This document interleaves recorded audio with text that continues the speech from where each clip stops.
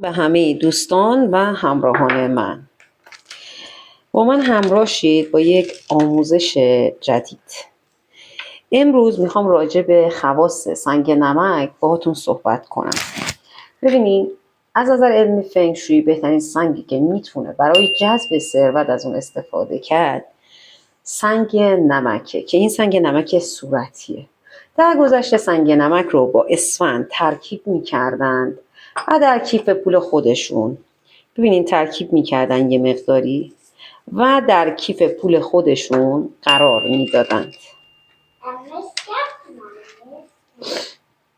چون عقیده بسیاری بر این بوده که با این روش میشه انرژی های منفی رو دفع کرد و شاهد افزایش پول و ثروت. نکته بعدی که اینجا میخوام بهتون بگم، اهمیت دادن به پول و یه جایی ثروته. وقتی شما به پول اهمیت میدید و برای پول ارزش قائل میشید و کیف پولتون رو مرتب میکنید و برای پول ارزش قائل میشید، ناخودآگاه ثروت رو به سمت خودتون جذب میکنید.